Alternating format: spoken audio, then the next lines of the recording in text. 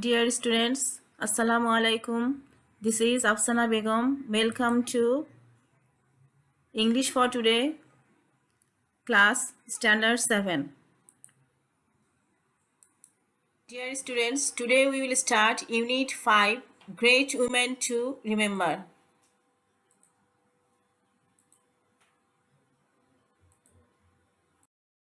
Students, today we will discuss or go through the lessons 1 and 2 from Unit 5. First, let us have a look on a picture. Can you tell who is the lady in the picture? The lady in the picture is a determined literary and political activist who was the pioneer of women education in the Indian subcontinent. She challenged all the hindrances of a society dominated by patriarchal rule that prohibited women to pursue their dreams of lives. She always believed that women should have the same rights and chances as men have in the society.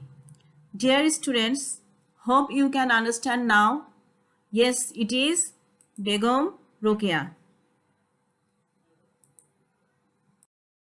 Let's have a look on the biography of Begum Rokeya in short.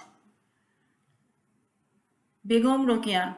Rokeya Sakhat Hussain, commonly known as Begum Rokeya, was a Bengali feminist thinker, writer, educator, and political activist from British India. She is widely regarded as a pioneer of women's liberation in South Asia. She was born on December 9, 1880, Paraband, Rangpur district. Her father's name was Jahiruddin Muhammad Abu Ali Haidar Saber, who was an educated landlord, and her mother was Rahatunnisa Chaudhuri. Her siblings Karimunnisa Khatun, Humaira Khatun, Abu Jaigam Khalilur Rahman Saber, Muhammad Ibrahim Abul Asad Saber. She was married to Sayyid Sakhawat Hussain. This great lady died on December 9, 1932, Kolkata, India. Some of her major works are Sultana's Dream, Oborod Bashini, Motichur, Podorag. As an educationist, social activist, and advocate of women's rights, Begum Rokeya wrote for the emancipation. Emancipation means freedom or liberation. Emancipation of women from the shackles of patriarchy and invited women to break the social barriers that discriminated against them. Begum Rokeya's novel Sultana's Dream was quite influential and it took the literary world by storm when it was published. It was an attempt to reverse the role of men and women in a male-dominated society.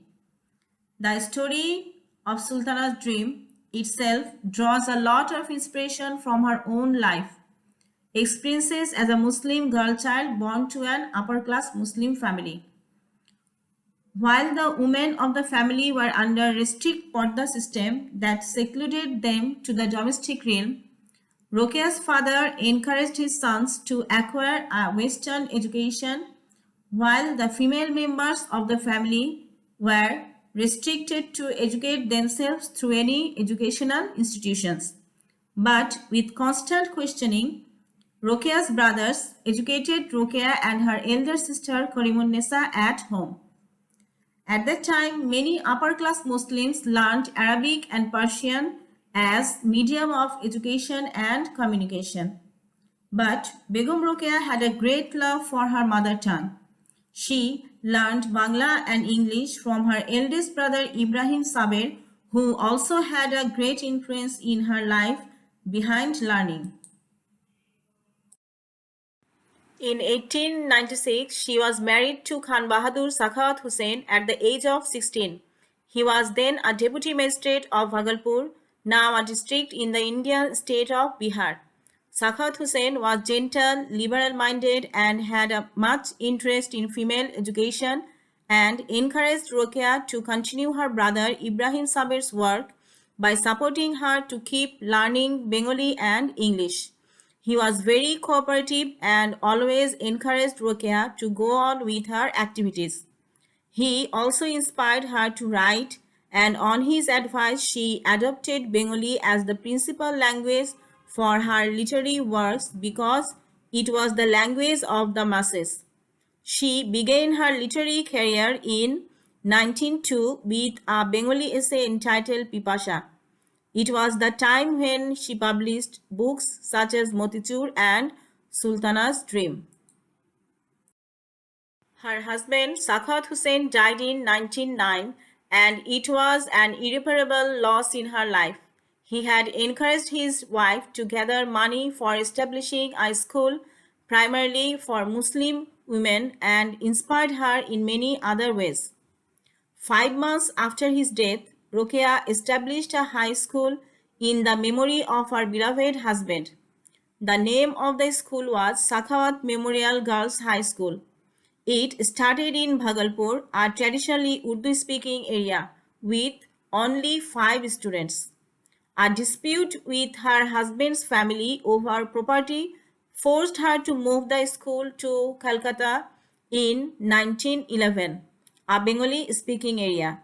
It remains one of the city's most popular schools for girls and is currently run by the state government of West Bengal.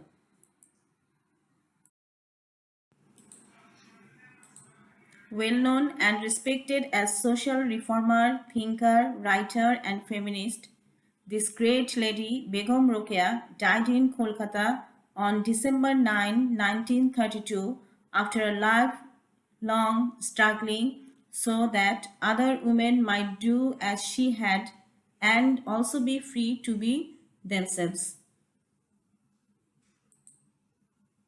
In the picture, we can see a statue of Begum Rokeya in Begum Rokeya Memorial Center, Pairaband, Rangpur.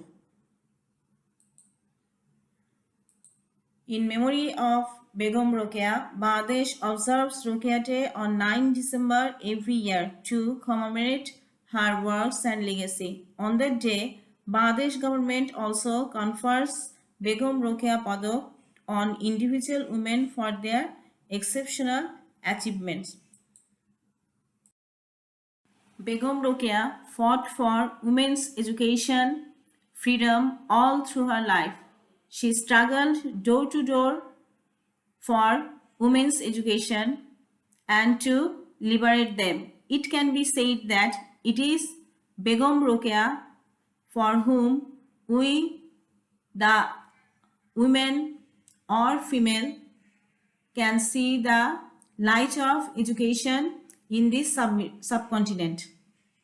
Begum Rokeya had dreamed of a society where women would be magistrates, judges, and barristers, and that has come true, as many women we can see already are there in such posts.